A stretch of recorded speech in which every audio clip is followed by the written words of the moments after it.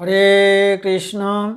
কৃষ্ণনগর ঘূর্ণি গাঙ্গুলিপাড়ায় অবস্থিত শ্রীগোপাল মন্দিরে আজ আমরা শ্রীমদ্ ভাগবত গীতা গ্রন্থ আস্বাদন করছি।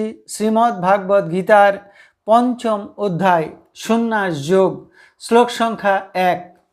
শ্রী গুরুদেবকে নমস্কার, ভগবান শ্রীকৃষ্ণকে নমস্কার, ভগবান শ্রী নারায়ণকে নমস্কার, ভগবতী দুর্গা দেবীকে নমস্কার। মুকং করতি বাচালং পঙ্গং লঙ্ঘয়তে গিরিম যৎকৃপাতমহং বন্দে পরমানন্দ মাধবম। এখন আমরা আস্বাদন করছি পঞ্চম অধ্যায়, শ্লোক সংখ্যা 1। অর্জুন উবাচ সংন্যাসম কর্মণাম কৃষ্ণ পুনর্যোগঞ্চ সংশসি যৎশ্রেয় এতয় একং তন্মে ব্রূহি সুনিশ্চিতম। এখন আমরা এই শ্লোকটির অন্তর্গত শব্দগুলির অর্থ জেনে নেব।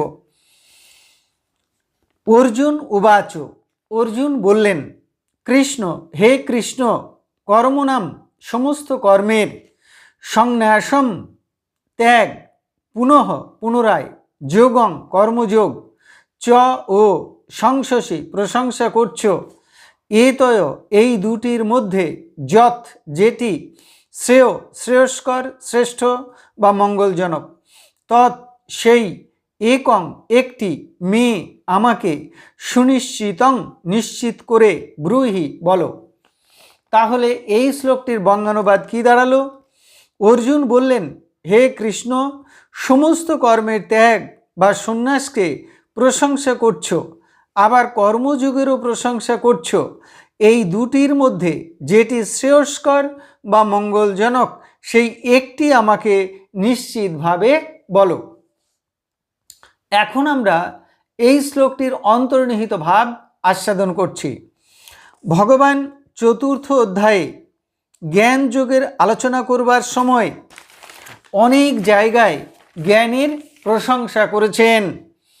যেমন নহি জ্ঞানেন সদৃশং পবিত্রম ইহ বিদ্যতে তৎ স্বয়ং যোগ সংসিদ্ধ কালেন আত্মনি বিন্দতি।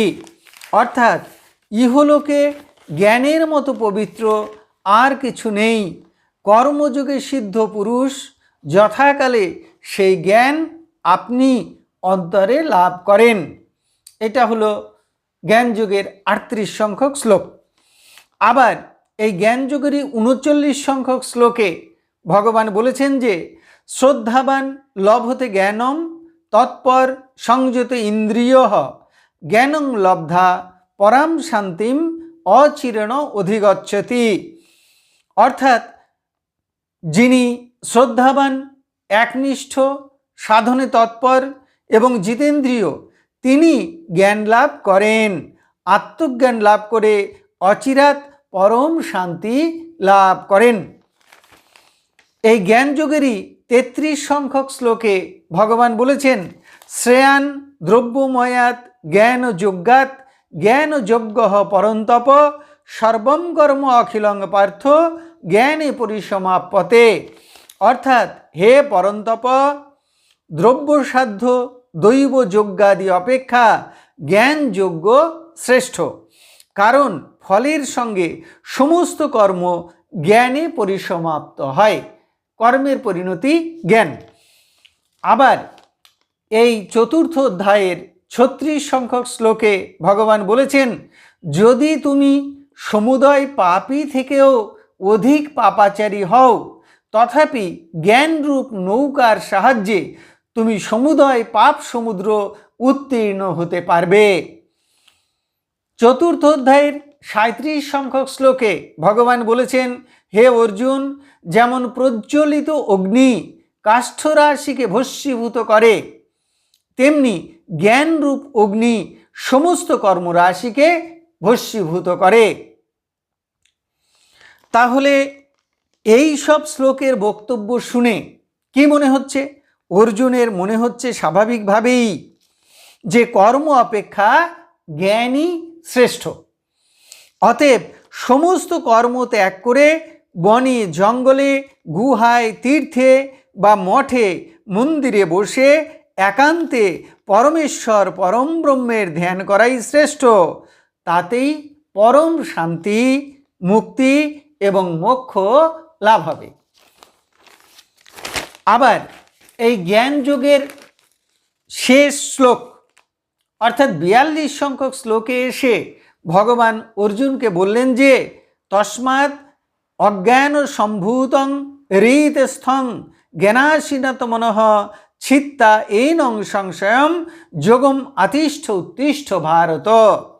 অর্থাৎ ভগবান বললেন সেই জন্য হে ভারত, তোমার হৃদয়ের অজ্ঞানজাত এই সংশয় রাশিকে আত্মজ্ঞানরূপ খড়গ দ্বারা ছেদন করে নিষ্কাম কর্মযোগ অবলম্বন করো, ওঠো, যুদ্ধ করো।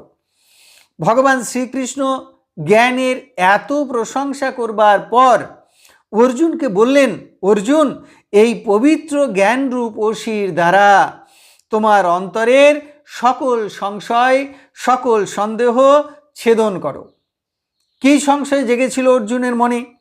যুদ্ধ করা ঠিক হবে কি না, আত্মীয়দের বধ করা ঠিক হবে কি না, আত্মীয়দের রুধির লিপ্ত রাজ্য সম্পদ ভোগ করা ঠিক হবে কি না, আত্মীয় এবং গুরুজনদের বধরূপ যুদ্ধের থেকে ভিক্ষা করে জীবন ধারণ করাই শ্রেয় কি না, ইত্যাদি।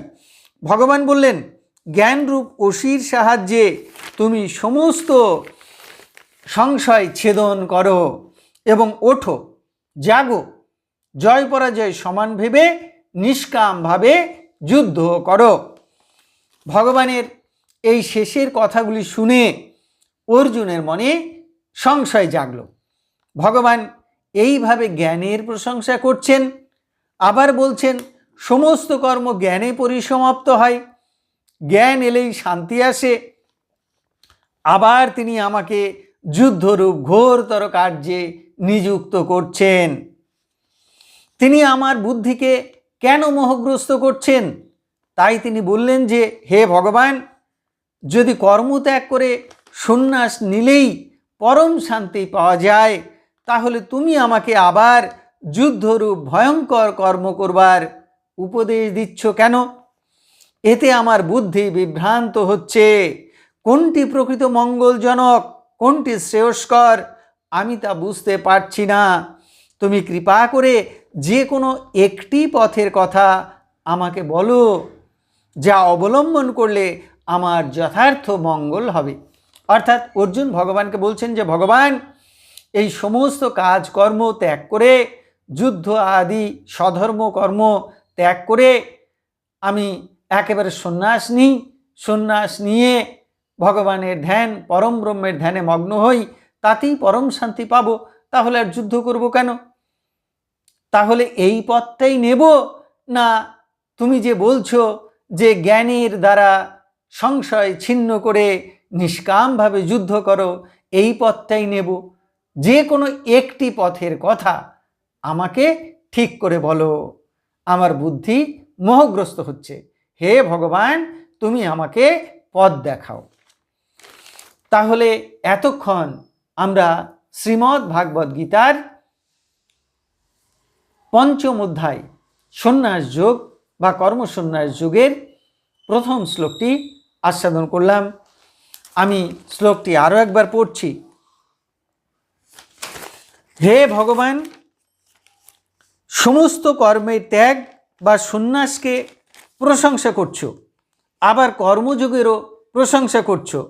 এই দুইটির মধ্যে যেটি শ্রেয়স্কর বা মঙ্গলজনক, সেই একটি আমাকে নিশ্চিতভাবে বলো। এখন আমরা শ্রীমদ্ ভাগবত গীতার মাহাত্ম্য পাঠ করছি।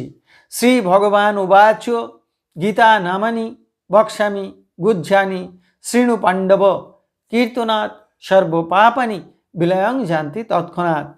গঙ্গা গীতা চ সাবিত্রী সীতা সত্তা পতিব্রতা ব্রহ্মাবলী ব্রহ্মবিদ্যা ত্রিসন্ধ্যা মুক্তিগেহিনী অর্ধমাত্রা চিদানন্দা ভবগ্নি ভ্রান্তিনাশিনী বেদত্রয়ী পরানন্দা তত্ত্বার্থ জ্ঞান মঞ্জরি ইতে তানি জপে নিত্যং নর নিশ্চল মানসঃ জ্ঞান সিদ্ধিং লভে নিত্যং তথান্তে পরমম পদম। হরি ওং তৎসৎ, হরি ওং তৎসৎ, হরি ওং তৎসৎ। হে কৃষ্ণ কৃপা সিন্ধু, এই নাও তুমি আমার মন, এই নাও তুমি আমার প্রাণ, এই নাও তুমি আমার আত্মা, এই নাও তুমি আমার জীবন যৌবন যথা সর্বস্ব। হে কৃষ্ণ কৃপা সিন্ধু, তুমি আমার পিতা, তুমি আমার মাতা, তুমি আমার পুত্র, তুমি আমার কন্যা, তুমি স্থাবর জঙ্গম কীট পতঙ্গ লতাপাতা রূপে রূপে প্রতিরূপে তুমি বিরাজিত, তুমি ব্যতীত এই ত্রিভুবনে আর কিছু নেই। হে কৃষ্ণ কৃপা সিন্ধু, তোমার আতুল চরণে কোটি কোটি নমস্কার, পুনরায় তোমার আতুল চরণে কোটি কোটি নমস্কার। তুমি আমাদের শুদ্ধা ভক্তি দাও, ব্রহ্ম জ্ঞান দাও, সকলের কল্যাণ করো, সকলের মঙ্গল করো। হরে কৃষ্ণ।